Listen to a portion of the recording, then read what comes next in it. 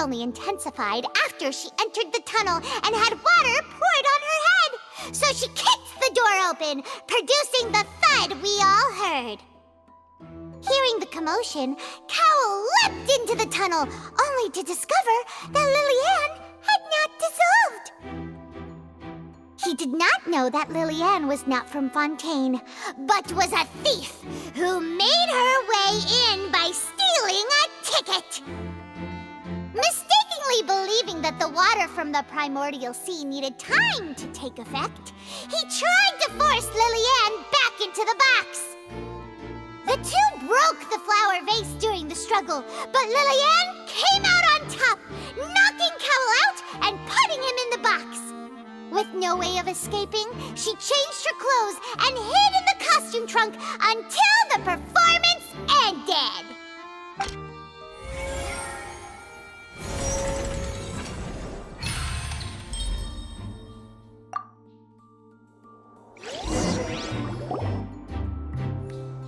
She knew that she would have to go through guard inspection if she tried to leave afterward, so she has been trapped in the Opera House these last 2 days! She had already become desperately hungry by the time we were chatting over macarons. So, she swiped 2 of them right under our noses. Talk about a sneaky thief. At this point, all the events that happened in the tunnel have now come to light! Ah, so that's the whole story. Bravo! Bravo! Now then, Lady Farina, do you wish to speak against the defense's statements? Please answer the question, Lady Farina. Also, if I may add, the trial has not yet ended. As such, I request that the prosecution not leave the room before the proceedings have concluded. What, are you reading my mind now? No, I have no further arguments. I admit defeat. But really, could you at least have left me with some dignity? Wow, look at that! She's like a deflated balloon now! If there are no objections, then as the Chief Justice of Fontaine, I shall once again repeat the full sequence of events. The actual perpetrator of the serial disappearances, Cowl, selected his next victim from the audience reservation list. With some modifications to the selector, he could ensure that the pre-selected young woman would be chosen. To cover up any evidence while committing the deed, Cowl thought of allowing the water tank to fall, which would conceal the water left behind after the young woman was dissolved. He also tampered with the rope suspending the water tank, using the fireworks at the end of the performance to cause the tank to drop and hide the watermarks. He poured the water from the primordial sea into a balloon during the preparation of the magic box and stuck it to the box's lid. Finally, he passed the prepared hook on a rope through the gap in the magic box's door when bringing the young woman to said box. When the magic trick officially began, the box containing the woman was lowered into the tunnel, tightening the hook rope and bursting the balloon containing the water. If all had gone to plan, the young woman would be dissolved at this time. However, Lily-Anne was not from Fontaine and thus fled the box with a loud noise. Realizing that there was trouble, Cowl entered the tunnel and met Lily-Anne. Thinking that the waters had not yet taken effect, he decided to proceed. However, his opponent was more capable than he thought, and he was overcome, knocked unconscious, and placed into the magic box, and thus became his own final victim. Lily-Anne, according to her own statements, then changed clothes and hid until the performance ended, before hiding in other parts of the opera house. As for Linny, he was in the underground structures within the opera house, and was thus ignorant of these happenings. From this reconstruction of events, we can conclude that Linny, the accused, is in fact innocent. Hooray, Linny and Lynette! Amazing! While there is much in Linny and Lily-Anne's conduct that should still be investigated separately, this case, at least, can be handed over to the Oratrice to make the final decision.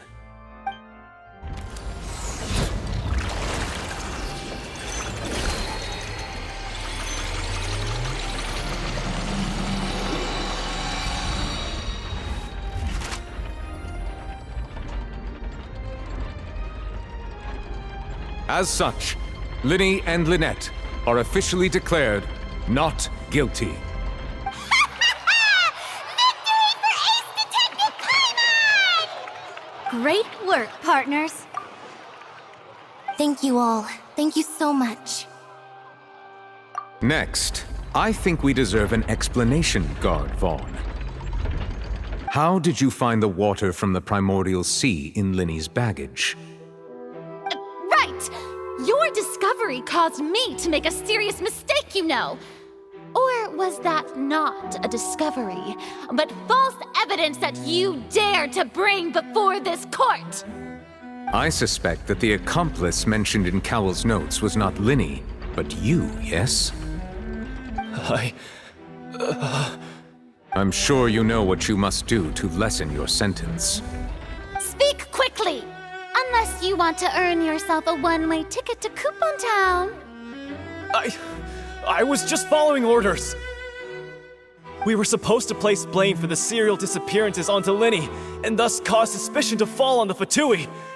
The higher-ups said this was the best opportunity to do so. And now that your plan has fallen through, and the secrets of the water have been revealed, you have become a liability to said higher-ups, yes? Therefore, you would be wise to tell everything you know and seek the protection of the guards. Yes, I'll tell you everything I know. Our boss discovered that the water can cause people to dissolve. It can also be made into a potion, which when extremely diluted, can cause people to experience unforgettable exhilaration. We've been in this business for a while now, and have made decent more off it. The disappearances were also the boss's idea. I mean, this is the boss we're talking about.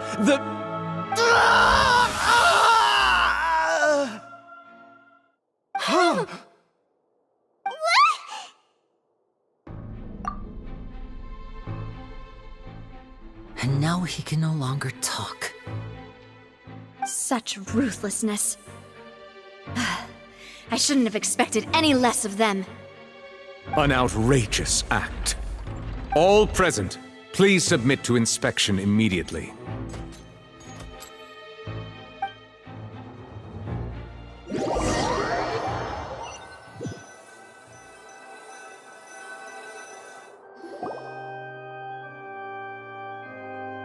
So, we're just going back now?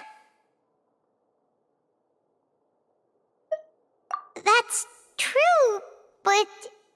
Traveler, Paimon! Please wait. Linny... I know you may not want to speak to me right now. Maybe you don't even want to look at me. But still, let me thank you again for defending me to the end, even after you learned that I'm a member of the Fatui. I guess. But regardless, I'd like the opportunity to set things straight.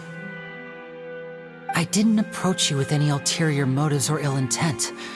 I've spoken to you as myself, just plain Linny this entire time. As for why I'm a Fatus, it's because the goals of the House of the Hearth align with those of an orphan like me. That's all. That was how Father, who you might know as the Knave, approached recruiting us back then too. A knave? The one who controls the House of the Hearth? She's your father? That's right. And since we're here, I was wondering, would you mind hearing a story? It's about my past. Back when our parents first died, Lynette and I were left wandering the streets. To survive, I took to surreptitiously observing an older street performer who did magic. It took me several days to figure out how he pulled off his amazing tricks. I took my sister through several streets until we found a crowded corner, and we began to perform magic tricks there. To my surprise, we proved to be pretty popular, and we could at least stop worrying about where our next meal would come from for a time. But I didn't want my sister to remain a street rat together with me forever. Before long, an aristocrat came to me and claimed that he wished to take us in after watching my performances. So you went from orphans to nobility just like that? That was how we felt at first too. As if fate was on our side and we could say goodbye to those painful days. But I gradually discovered that while we were called foster children, he was really after my talent for magic tricks. He would constantly take me to all sorts of banquets to garner attention, which he would then use to expand his social circles. That doesn't seem too bad either. Better than roaming the streets at any rate. It took a while for me to realize just how dark his heart really was.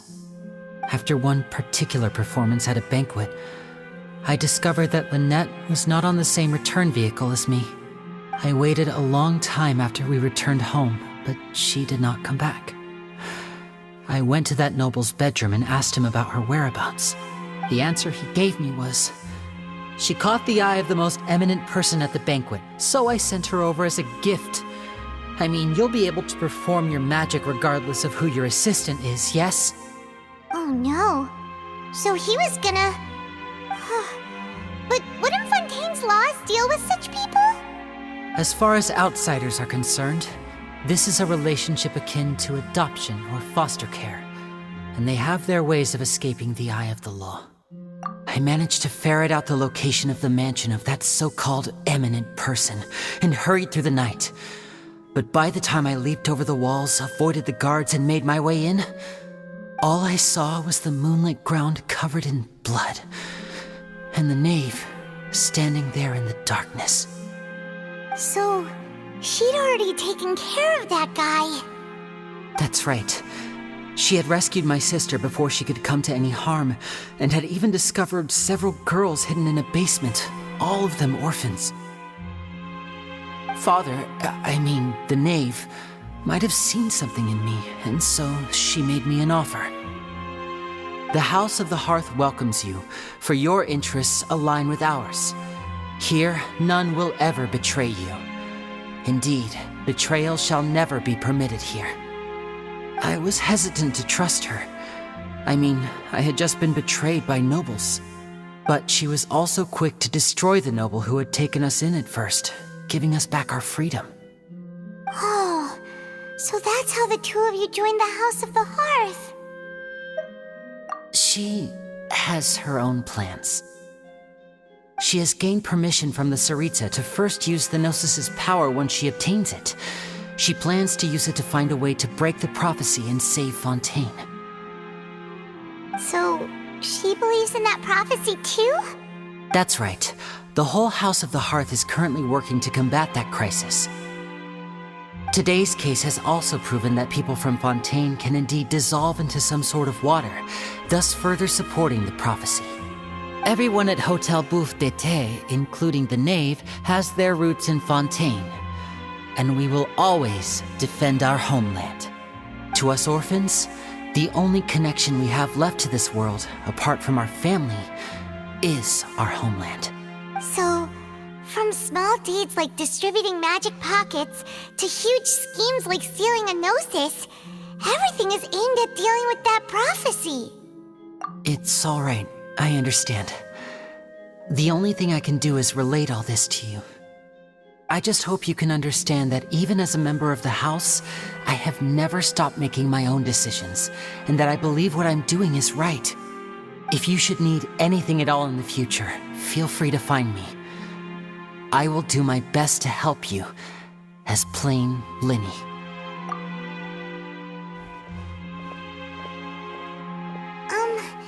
Bye, Linny!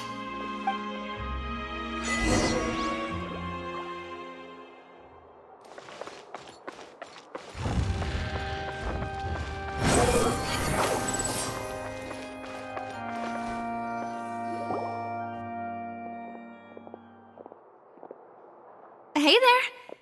What was with the disappearing act you pulled right as the trial ended? Were you looking for us, Navia? Well, this whole thing isn't exactly over, is it? I do feel that we're getting closer to solving the serial disappearances case, though. Don't you think so, too? Huh? What's wrong, my dear partner? Besides, are you sure we're the ones who can crack a case that's been cold for decades now? And given that there's new evidence from the trial, there should be a trail of breadcrumbs for the Hydro Archon's people to follow now, right? Ah. I see. Well, I won't lie. I'm a little shocked to hear that from you.